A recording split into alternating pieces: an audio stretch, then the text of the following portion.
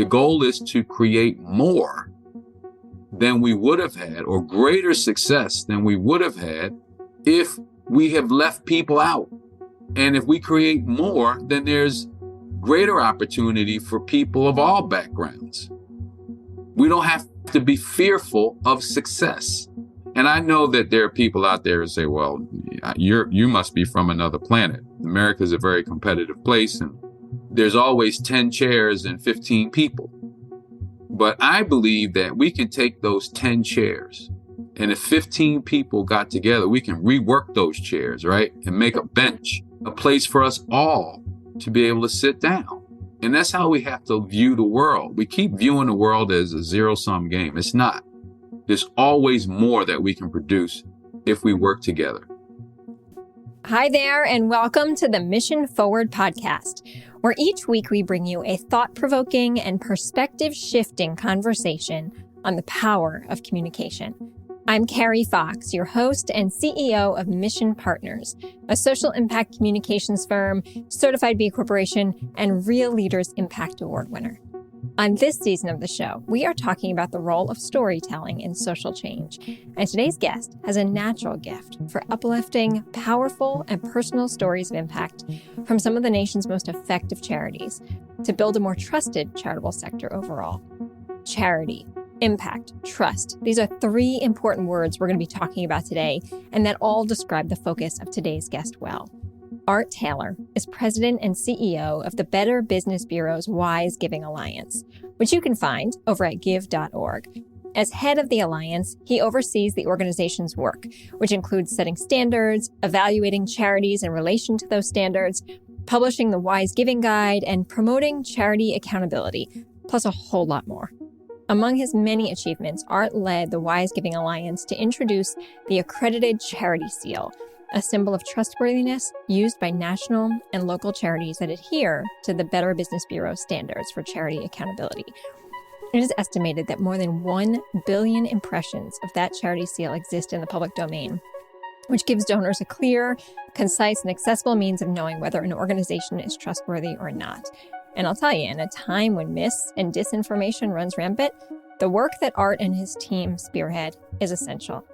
He is influencing and improving the nonprofit sector year after year, and honestly, day after day. And I deeply admire his commitment to elevating the sector. It is a great honor to have him here with us today, so let's get right into this conversation. Art Taylor, welcome to the Mission Forward podcast. Carrie, thank you so much for having me, and I'm really looking forward to our discussion. So am I. So for our listeners, I will say we may only hit one or two topics today because there are some things that are top of mind that we want to dig into. Before we get there, though, Art, tell me a little bit about how you got to this important work. Well, it's really interesting. I'll start by saying that I grew up in a relatively low-income area and was raised by a single parent who had a 8th grade education, moved from Virginia, rural Virginia, to Philadelphia when she was very young, and started a career working in a department store, and ultimately worked 37 years in the kitchen of a department store, and raised 2 boys to be lawyers. And we're doing, I think, reasonably well given our situation. But Mom had help from a lot of outside agencies. Our church, we were singing professionally in our church at a very young age, and it helped shape us. We were athletes, and so we spent lots of time at our local YMCA, the historic Christian Street YMCA. We went to camps. We went to we were musicians in other ways. And so there were these other formative organizations that helped us, grow and become men. And I think that, we don't think about these organizations enough and how they really help young people thrive, but they were all nonprofits in some way. And So you grow up seeing this, and maybe at some point in your life it affects you. You don't think about it as a child, but later on it did affect me, and I got to understand just what it meant to have other people providing services and support so that you could have a decent life. The second thing I'll say is my real connection to the work of nonprofits came after I graduated college. And I went to a really good school that had a great accounting program at the time, Franklin and Marshall College, and was recruited to work for one of the largest public accounting firms in the world in their audit department. And the way these things work is you come in and you come in with a whole class of people. There were about 24 people in my class. And as it turned out, I was the only African American in my class, but more importantly, I was the only African American in the Philadelphia office of this firm, which had about 190 professionals. And at the time, I was just feeling really glad that I could get the job, and it was a great opportunity to work and learn about the public accounting world. But looking back at it, some things went on that kind of helped me back, but also positioned me to work in the nonprofit space. Mm-hmm. One of which was I was, you come in and you get an orientation, and after a period of orientation, they send you out on jobs to do audits of companies. And all of my classmates were put on jobs, and I was not. And it took weeks before I was actually put on jobs. I was essentially relegated to the office and wasn't actually assigned to work on any clients. And I look back and I say, well, they couldn't have thought I was a bad accountant because they wouldn't give me a job to work on. But ultimately, when I did get put on a job, it was a nonprofit. And the firm that I was working on was a group called Opportunities Industrialization Centers of America, which was in the job training space. And long story short, after I left public accounting, I was hired by this firm to be their chief financial officer. And then later on, I became the CEO of the organization. So at 30 years old or so, I was the president of a national job training program that was helping hundreds of thousands of people around the country. And that gave me my footing in the nonprofit world. And I've never really looked back. But, you see how things that become obstacles sometimes direct you in a different way that may be more fitting for who you are as a person. Although it would have been interesting to see what kind of accountant I would have been, although I don't think I would have enjoyed it as much as I've enjoyed my career in nonprofits. Mm-hmm. So that gave me my grounding in the nonprofit world. Nothing that I planned, of course. But once you get into it, as I said before, you begin thinking back to those institutions that shaped you. And you say, now it's my turn, really, to make that possible for other people. And it's been great to have that opportunity, both working on behalf of people and working on behalf of institutions, as I now am, as CEO of the BBB Wise Giving Alliance. All right. Thank you so much for grounding us with your mom first and your own experience. And what's sticking with me about that incredible story and the journey that you just shared with us in just a couple moments. I'm not quite sure how you condensed that so beautifully. But if I think about that, you were talking at the end there around institution change and a focus on institutions, but that what I see throughout your entire career, starting first with that experience that you shared with your mom and your sibling, was people first, and how we make sure at every step of the way we are centering people and community and ensuring that is working equitably and well for everyone in a system. And if I understand right, that's part of what you're stewing on these days as you think about the role of institutions, the role of charities, the role of organizations, and also where we find ourselves as a country and a society, and how the work you are doing can continue to shape and inform that beloved community that you imagine and work towards. Is that right? It does. And, you talk about institutions. And I will say that there is an activist in me for sure, Mm. but I've always respected the role of institutions. And I am very careful to tear down institutions. I believe that there are always opportunities to repair, renew, recast institutions. Yes, some of them need to go away because they're not serving a function anymore. But I think I'm an institutional person because I think that's how we actually get things done. Mm-hmm. It's hard to get things done as an individual. I think Right. Movements are really important. They're organized to an extent, and they bring attention to issues that need change. They bring attention to failings that are inside of institutions that need to be amended and adjusted. And Lord knows we need people looking squarely in the eyes of these institutions and saying, no, this is wrong, this should change. But in the end, I think we need the institutions to stabilize and to operate with that change. And in fact, when institutions don't exist to create change, we need to create them, right? I mean, Mm-hmm. as an activist, you convince people that there's change that's necessary in society. Then what do you do? Right.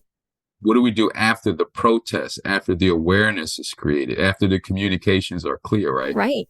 We now have to go about building something that will sustain the change and adapt our society long term. And that's people organized through institutions. So this is why I love your work and your point of view so much, because it's a very, very important reminder that institutions allow positive change to happen at scale. However, the institutions don't change or create themselves. People change and create the institutions. And that's really the work that you get into, is the people behind the institutions. Are they doing that at the highest ethical level? Are they thinking about how they hold themselves accountable, and how do their donors and communities hold them accountable? And that is essential work because, again, as we mentioned at the top, there's a lot of mistrust and uncertainty and lack of awareness happening that your organization has helped to put a spotlight on, to make the entire sector rise up, to make those institutions work better. And yet, there's still something that's been on your mind that you and your colleagues are working on, and how you continue the constant evolution of your work to further improve the institutions. Well, there is a high degree of mistrust in institutions, as you know, and institutions are certainly under scrutiny. We publish every year what we call a donor trust report. And these are pretty large surveys of the American population to try to get a sense of the extent to which they trust or not nonprofit organizations. And we look at sometimes particular themes around trust. A year and a half ago, we released the donor trust report, a special donor trust report on diversity, equity, and inclusion. And we wanted to try to understand how the public perceives organizations that are either doing work inside of their organization to become more diverse, equitable, and inclusive, and to see how we might, whether the public would reward them or not for engaging in that kind of work. I will say that we had some really interesting findings as a result of that. Interestingly, it was African Americans and people of color who said that they would be more likely to continue to support an organization that discriminated. And you look at that and you say, why would that be? Why would you support an organization that would discriminate against people like you? What we could only conclude was that discrimination was so likely to happen in our society at some point, at some level, that people just assumed that it would be there, and that you can't not support things simply because of that. And it's kind of a sad statement, but also I think it might be that people may have thought, well, who else are we going to support? There are really no other organizations, and that's not true either, but it just shows how important it is for these other organizations that are led by and serving people of color to actually get more exposure. So, I think that's one of the interesting findings. And one of the more hopeful findings, I think, was that while a majority of the people didn't say they wouldn't support an organization that was discriminating, many people who were white tended to say that we wouldn't support an organization that was discriminating against people. Mm-hmm. So, we had some hope that, some of the groups that we needed to have out there saying, this is wrong, would actually step up to the plate and say that. So we do those kinds of surveys. Obviously, our society is evolving. There are all sorts of disparities, economic, racial, health, you name it. We have lots of disparities in our society. Institutions, I think, ultimately will be charged with addressing those disparities. And as you said, the people in those institutions have to operate from a place of understanding and collaboration and willingness to communicate across difference so that we can get things done.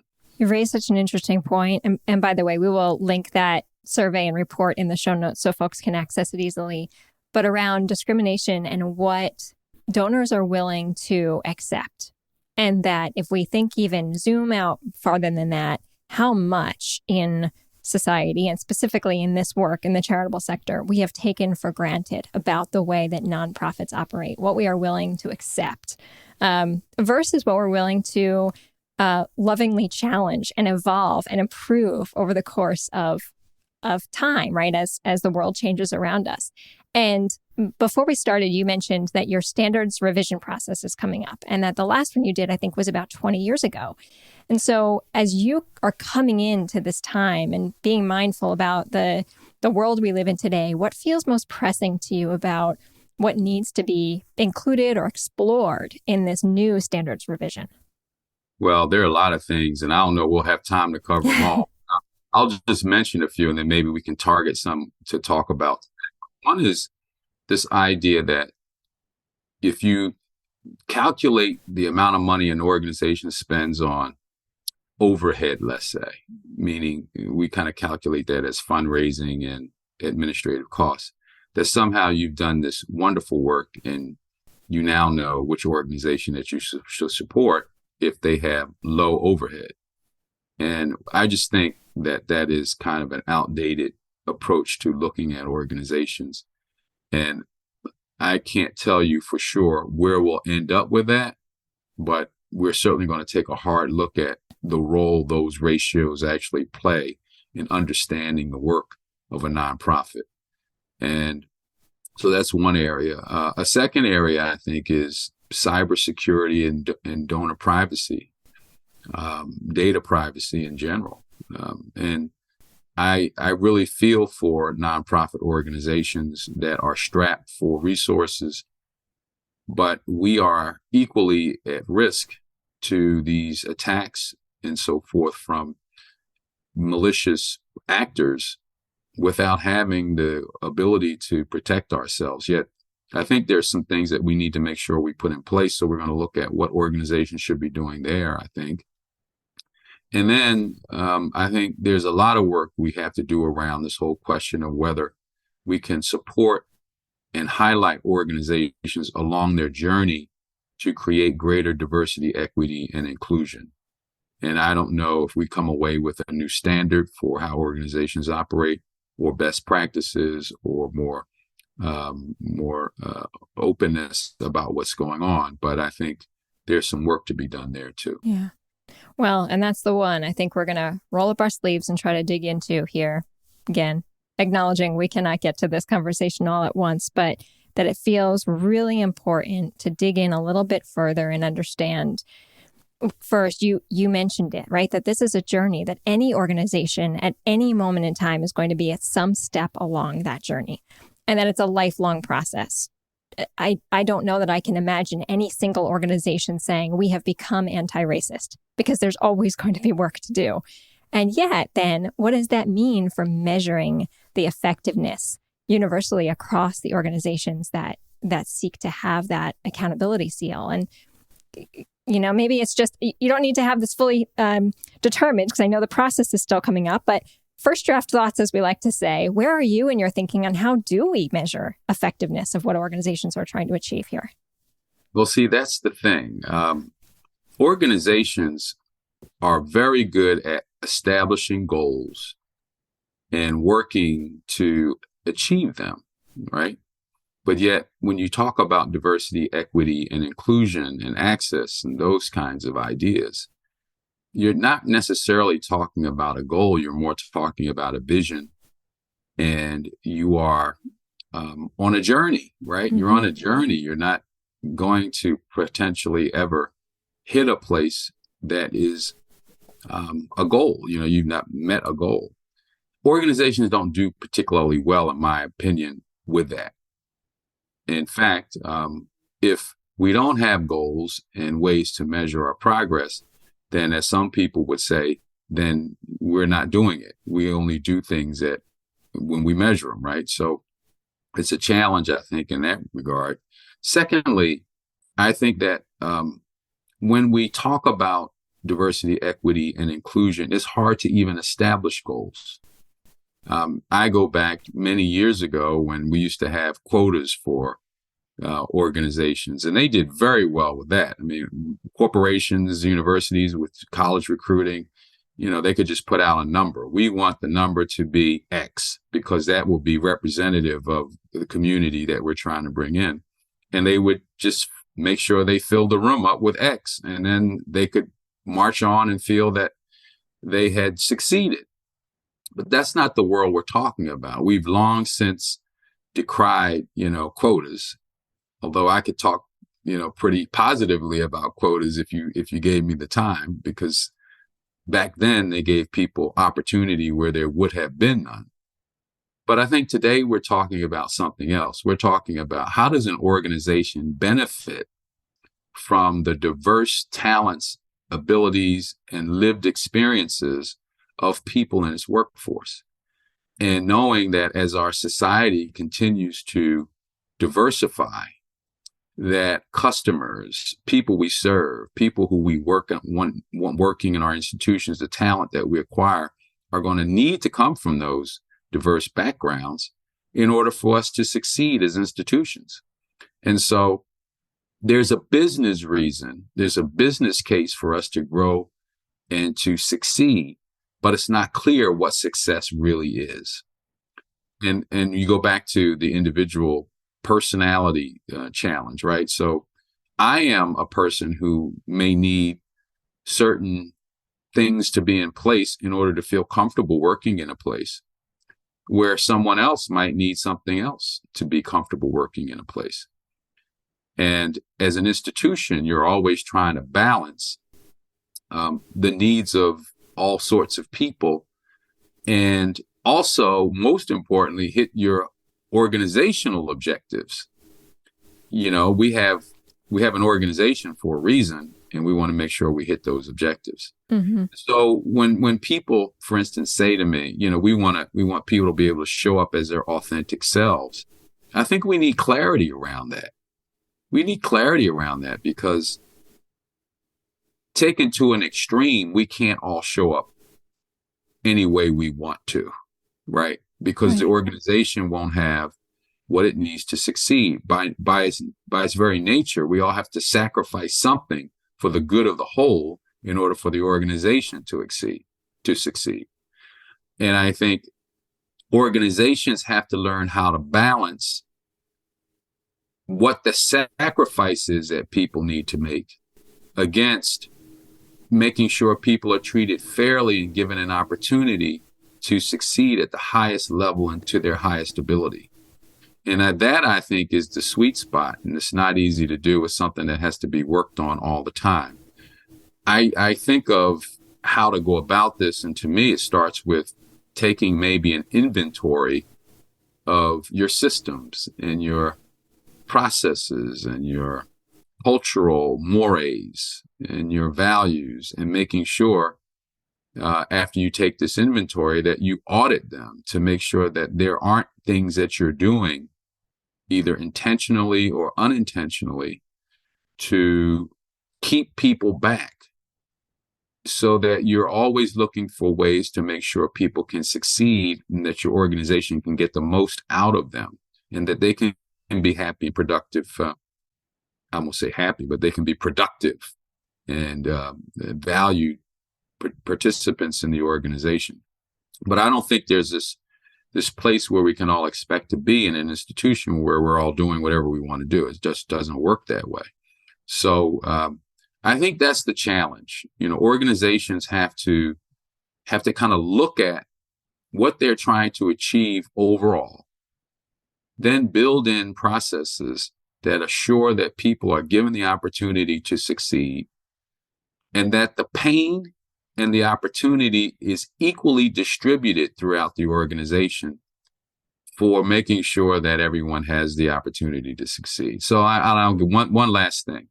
And for me, this is even harder when you think about what an organization has to do to get value out of its people who have diverse backgrounds, right? So if I come to an organization with a certain degree of privilege, which makes it more likely that I'm going to fulfill my abilities and produce at the highest level in an organization, what do we do to assure that other people have similar privileges, or that the privilege that some people have doesn't inadvertently keep others from producing at the highest level?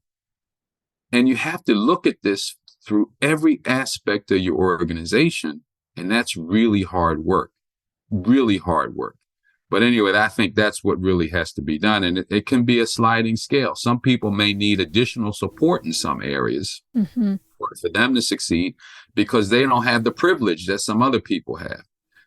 And so you have to be willing to create systems that adjust for that, right? Right.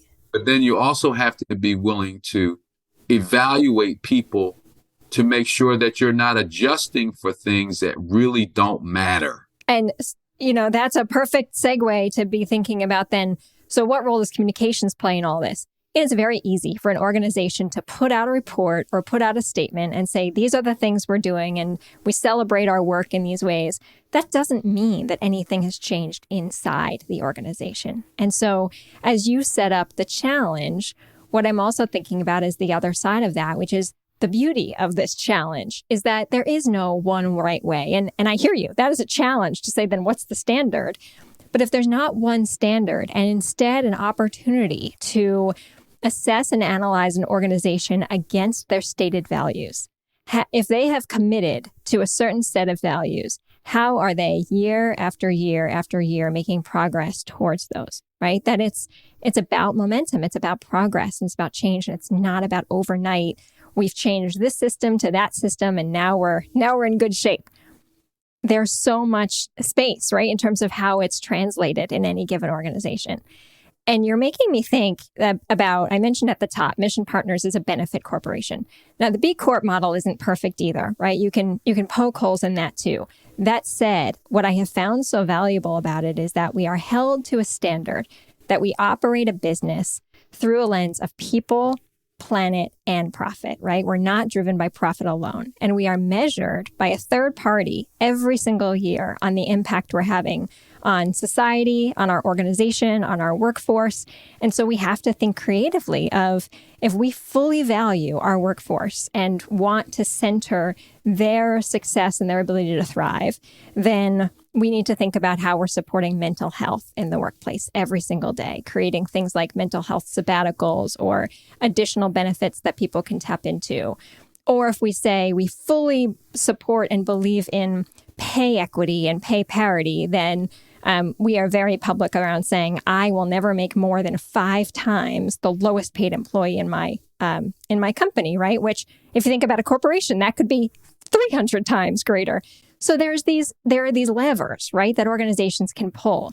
But to your point, is the hope to get to a set of standards that every organization needs to abide by, or do you envision a space where there's a little bit of opportunity to opt in to this lever or that lever, all in a spirit of moving society forward?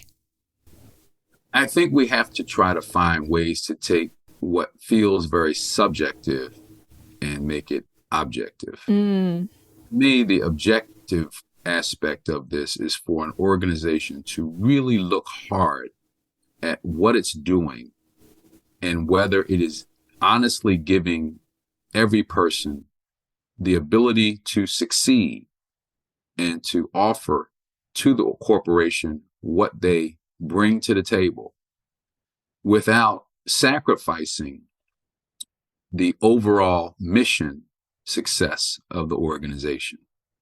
To me, that is, it's going to be different for every organization, but it's also something that I think is objective. Now you have something to shoot for. You can measure your performance. You can measure the extent to which people are being or perceive that they're being treated well, and whether they're being treated to the standard of how people should be treated in your organization. You can see how people are performing, right? We always measure performance, although there's some subjectivity around that, but we always measure performance.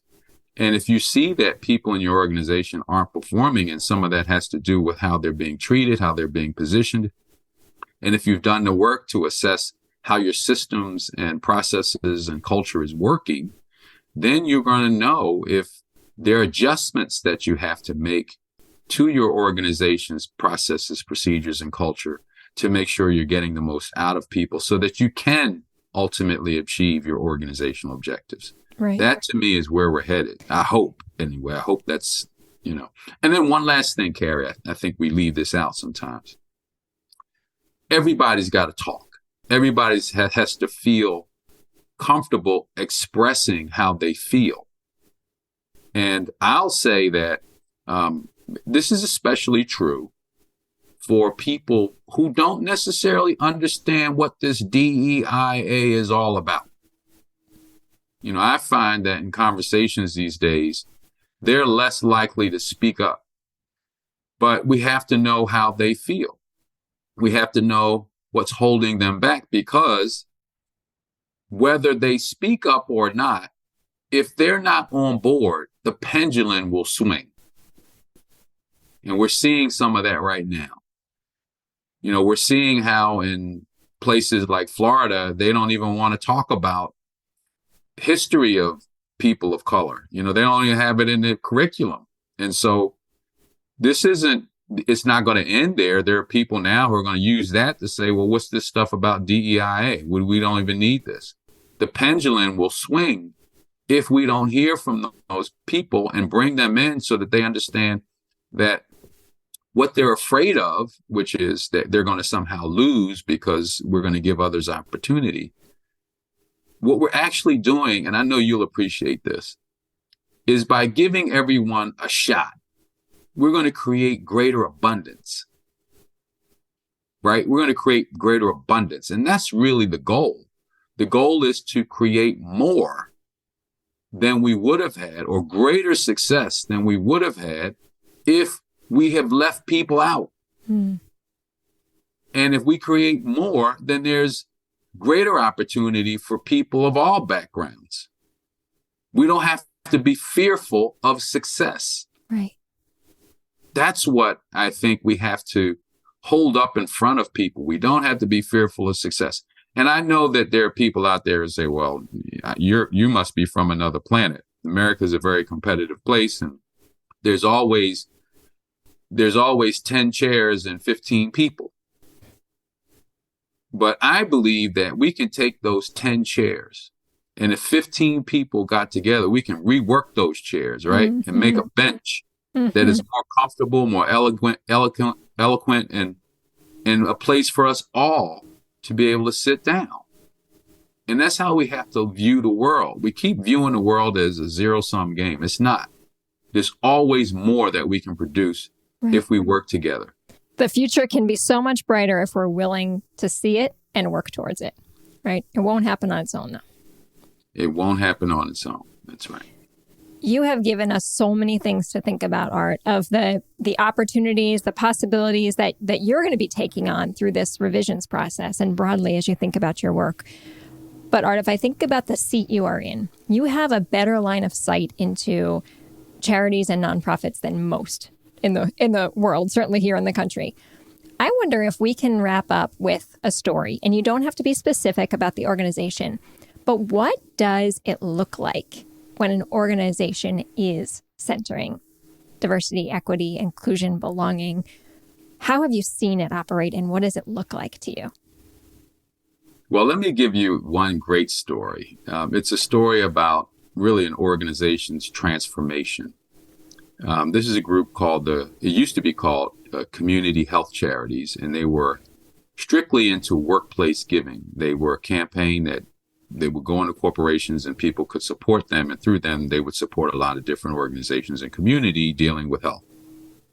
Well, they decided some time ago, about 6 years ago, that they needed to do more than simply be a conduit through which money flowed, and that there were people losing lives because they weren't getting treated fairly when it came to our health system.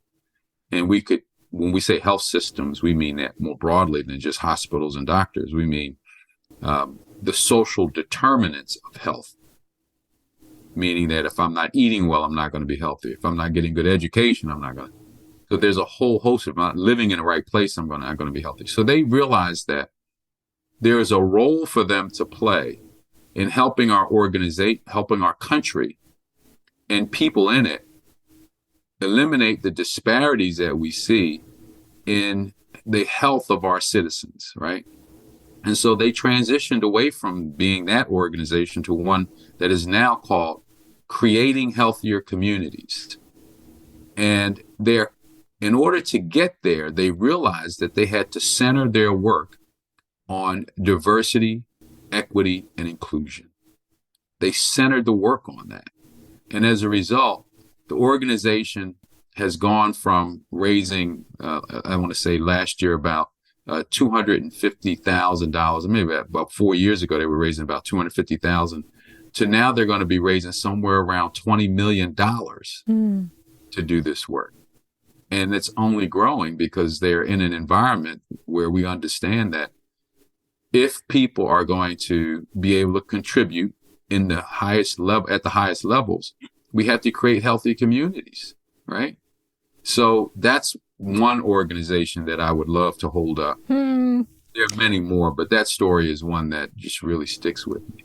Well, I'm delighted. I did not know you were going to go there, but how happy I am that you did, because we were along that journey with creating healthier communities and felt and saw it firsthand of how intentional that leadership team was in thinking about, for us, we helped them with their rebrand and their new messaging to support the organizational vision. And we agree. It's an incredible case study. Yeah. And one last one I'd hold up. It's not so much the diversity issue, but it's the biggest issue, one of the biggest issues alongside of diversity, equity, and inclusion, which is bridging. You know, we have to be able to talk across difference and communicate across difference to solve problems. And as you know, we're perhaps more polarized today than we've ever been in the history of our country. And so there's an organization that is called Convergence Policy that establishes dialogues for people to engage in who have very different points of view. And they come together over a long period of time just to get to know each other first. And then later on through these conversations, they start working on a problem. And the problem may have been something related to guns. So, you know, lots of people have guns and some other people don't want guns at all. Other people want them completely banned. But they brought people of different points of view about guns together. And what they discovered after a long period of conversation was that there was something that they could do together on eliminating gun suicide.